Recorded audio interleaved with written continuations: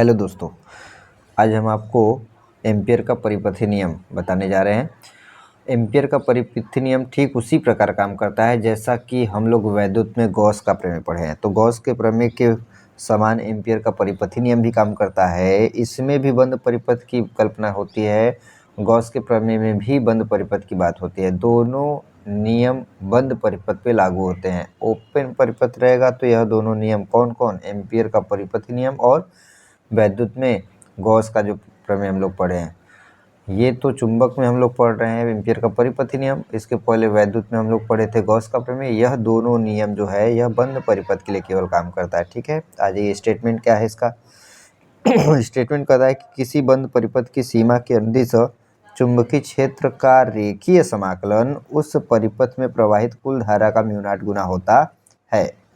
ठीक, कह रहा है कि किसी बंद परिपथ, हमारा बंद परिपथ है, इस बंद परिपथ की सीमा के अनुदिश चुंबकीय क्षेत्र B का रेखीय समाकलन मतलब लंबाई के थ्रू समाकलन। लंबाई कितना लिया हमने, dl। तो लंबाई के सापेक्ष समाकलन जो है वह उस परिपथ में बहने वाली धारा का म्यू नॉट गुना होता है। अर्थात समाकलन, ये समाकलन का चिन्ह है, इसमें छोटा सा सर्किल बन गया का मतलब बंद परिपथ के लिए। ठीक, तो समाकलन है किसका, चुंबकीय क्षेत्र का, किसके सापेक्ष, लंबाई के सापेक्ष, मतलब रेखीय समाकलन हो गया। तो इसका जो मान है परिपथ में बहने वाली धारा का म्यू नॉट गुना होता है। डेरिवेशन पे आते हैं तो इसके पहले रचना क्या क्या फिगर है, फिगर के बारे में समझ जाइए। हमने क्या किया है कि मान लिया एक एक्स वाई क्या है, एक सीधा तार है। माना एक्स वाई एक सीधा तार है जिसमें आई धारा प्रवाहित हो रही है। इसके बिंदु ओ से, तार में जो बिंदु ओ हमने लिया, तार के बिंदु ओ से आर दूरी पर एक बिंदु P है जिस पर चुंबकीय क्षेत्र का मान हम लोग पीछे पढ़ चुके हैं। किसी एक सीधे तार जिसमें आई धारा प्रवाहित हो रही है, तो एक धारावाही सीधे तार के कारण बिंदु P पर चुंबकीय क्षेत्र का जो मान है B बराबर म्यू नॉट अपन 2πI/r, ये हम लोग पीछे पढ़ चुके हैं। ठीक, अब करें वृत्तीय पथ के प्रत्येक बिंदु पर चुंबकीय क्षेत्र B तथा लंबाई dl समान दिशा में होंगे। ये जो वृत्तीय पथ है, इस वृत्तीय पथ के किसी भी बिंदु पर चुंबकीय क्षेत्र का मान और लंबाई dl का जो दिशा है वो दिशा समान होगा। अर्थात थीटा का मान कितना रहेगा, 0 रहेगा। तो हम कह सकते हैं चुंबकीय क्षेत्र का रेखीय समाकलन जब करेंगे तो vector B dot vector dl का जब हम डॉट प्रोडक्ट लेंगे तो B dl कास थीटा, जैसे vector A dot vector B बराबर AB कास थीटा होता है, उसी प्रकार vector B dot vector dl is equal to B dl cos theta. अभी हमने क्या कहा कि जैसे vector A dot vector B का जो फार्मूला है वो होता है AB कास थीटा। ठीक उसी प्रकार यहाँ भी हो जाएगा। Vector B dot vector dl है तो B dl कास थीटा। अब चूँकि B और dl के बीच में चुंबकीय क्षेत्र और लंबाई dl समान दिशा में, तो थीटा का मान कितना, 0 रख दें। कास 0 का मान कितना, 1 हो जाएगा। तो ये 1 हो जाएगा तो B dl बचेगा। ठीक, अब समीकरण 1 में B का मान अभी हमने कहा था सीधे तार के लिए चुंबकीय क्षेत्र B का जो मान है म्यू नॉट अपन 2πI/r, तो यहाँ पे B का मान रख दे म्यू नॉट अपन 2πI/r। ये पूरा समाकलन के बाहर कर लेंगे तो समाकलन अब dl बचेगा। तो अल्प लंबाई के लिए dl था, संपूर्ण लंबाई के लिए सर्किल हमारा परिपथ पूरा सर्किल बनेगा, तो यहाँ से dl का मान हो जाएगा 2πr। तो ये समाकलन अब dl का मान पूरे परिपथ के लिए 2πr हो गया। ठीक है, तो अब यहाँ से चुंबकीय क्षेत्र का रेखीय समाकलन B dl is equal to यहाँ पे 2πr कट जाएगा तो बचेगा म्यू नॉट I।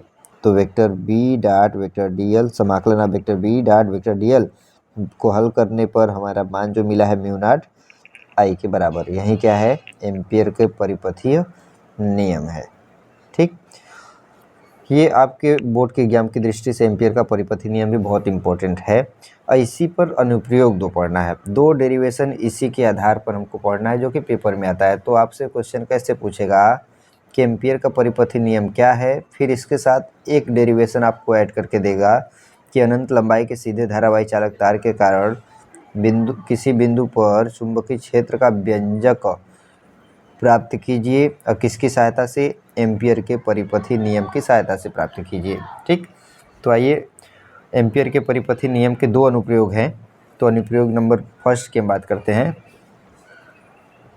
तो एम्पियर के नियम के अनुप्रयोग में पहला जो अनुप्रयोग है, अनंत लंबाई के सीधे धारावाही तार के कारण चुंबकीय क्षेत्र का मान हमको ज्ञात करना है। तो हमने क्या किया है, एक अनंत लंबाई का सीधा धारावाही तार ले लिए। ये अनंत लंबाई का मतलब इसकी लंबाई का कोई लिमिट नहीं है, चाहे जितना हो सकता है, ठीक है, फिक्स नहीं है।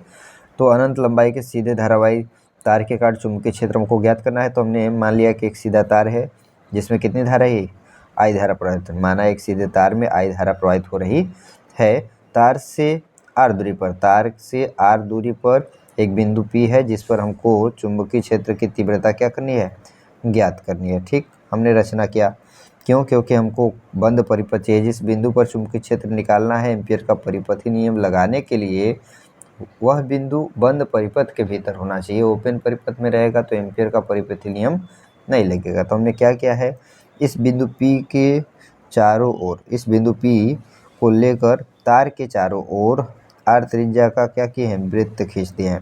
तार के चारों ओर बिंदु P से जाने वाला आर त्रिज्या का एक वृत्त खींचते हैं। ये जो आर त्रिज्या था, यह आर को त्रिज्या मानकर इस तार के चारों ओर बिंदु P से जाने वाला एक हमने सर्किल क्या किया, खींच लिया है। ठीक, जिसके बिंदु P पर चुंबकीय क्षेत्र और डीएल की जो दिशा है वो समान होगी। जैसा कि हम लोग पीछे पढ़े थे, इस बिंदु P पर चुंबकीय क्षेत्र की दिशा और रेखीय लंबाई डीएल की जो दिशा है वो समान होगा, अर्थात थीटा का मान यहाँ पे कितना हो जाएगा, थीटा का मान 0 रहेगा। जब समान दिशा में रहेगा तो थीटा इज इक्वल टू कितना, थीटा इज इक्वल टू 0 हो जाएगा। ठीक, अब एम्पियर के परिपथी नियम क्या कहता है, एम्पियर का परिपथी नियम कहता है कि रेखीय समाकलन of vector B dot D L is equal to mu naught आई।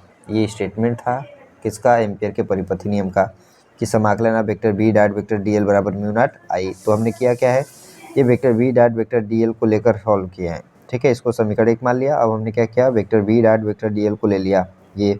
अब यहाँ पे दोनों वेक्टरों का डॉट प्रोडक्ट लगाते हैं। तो जैसा कि vector A dot vector B में हमने कहा था क्या, vector A dot vector B में होता है क्या, ए बी कास थीटा। ठीक उसी प्रकार यहाँ भी दो वेक्टर हो गए, vector B dot vector D L. तो इन दोनों के बीच में डॉट प्रोडक्ट लगाएंगे तो ये हो जाएगा B D L cos theta. Theta का मान कितना है, 0 है, ये हो जाएगा कास 0। कास 0 का मान कितना, 1। कास 0 का मान कितना, 1 होता है। ठीक, तो अब ये कास 0 1 हो गया तो बचा कितना, बी डी एल बचा है। तो integral of B D L, B को हमने बाहर कर लिया है, इंटीग्रल ऑफ डी एल। ये इंटीग्रल ऑफ डी एल का मतलब होता है संपूर्ण पृष्ठ या संपूर्ण परिपथ के लिए डी एल का मान। तो लघु परिपथ का मान डी एल था, संपूर्ण परिपथ जब बात करेंगे तो यह पूरा एक सर्किल बनाएगा। एक सर्किल के लिए पूरे परिपथ का जो मान होगा वह परिधि के बराबर, तो इंटीग्रल ऑफ डी एल का जो मान रहेगा वो परिधि के बराबर कितना, 2 पाई आर। तो ये परिधि के बराबर हो गया, 2 पाई आर के बराबर हो गया। तो यहाँ पे इंटीग्रल ऑफ डी एल का मान 2 पाई आर कर दिए। ठीक, अब vector B dot vector D L का जो मान आया है वो बी इंटू 2 पाई आर। तो समीकरण 1 में हमने क्या किया है, integral of vector B dot D L का मान रख दीजिए। ठीक है, ये समीकरण 2 मानकर इसका मान हमने समीकरण 1 में क्या कर दिया है, मान रख दिया। Vector B dot vector D L का हमने क्या कर दिया, मान रख दिया। जो मान रख दिए तो ये मान यहाँ पे जब रखा जाएगा तो integral of vector B dot vector D L का मान कितना है, बी 2 पाई आर। तो मान रख दिए बी 2 पाई आर, फिर बराबर कितना है, म्यू नॉट आई। तो बराबर म्यू नॉट आई। अब हमको निकालना क्या है, चुंबकीय क्षेत्र की तीव्रता निकालनी है या चुंबकीय क्षेत्र निकालना है, बी निकालना है। तो 2 पाई आर इधर आएगा, इधर बी के साथ 2 पाई आर तीनों क्या है, मल्टीप्लाई है, इधर आएगा तो म्यू नॉट आई के साथ क्या होगा, डिवाइड हो जाएगा। तो इधर लेके आए तो डिवाइड हो गया, 2 पाई आर, ये तीनों क्या हो गए, डिवाइड हो गए। तो इसको हमने ऐसे लिख लिया, mu naught upon 2 pi I by R. ये हो गया चुंबकीय क्षेत्र का मान किसके लिए, अनंत लंबाई के सीधे धारावाही चालक तार के लिए। यह सीधे धारावाही चालक तार के लिए चुंबकीय क्षेत्र का सूत्र है, जो कि बहुत इंपॉर्टेंट है ये भी। नेक्स्ट जो एम्पियर के अनुप्रयोग का दूसरा पार्ट है वह है लंबी प्रणालिका के भीतर चुंबकीय क्षेत्र। एक प्रणालिका है, उस प्रणालिका के भीतर चुंबकीय क्षेत्र का मान हमको ज्ञात करना है। तो इसको हम नेक्स्ट वीडियो में आपको सॉल्व करके देंगे। तब तक के लिए आप इतना तैयार कीजिए और तैयारी अच्छे से करते रहिए और आशा करते हैं कि आपको समझ में आया होगा। समझ में आया तो लाइक भी कीजिए, कमेंट भी कीजिए और अपने दोस्तों को शेयर भी कर दीजिए।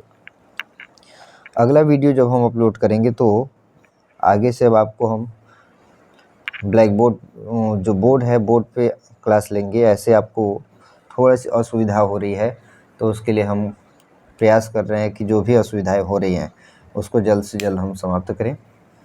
ठीक है, आप ऐसे ही हमारे साथ बने रहिए। धन्यवाद।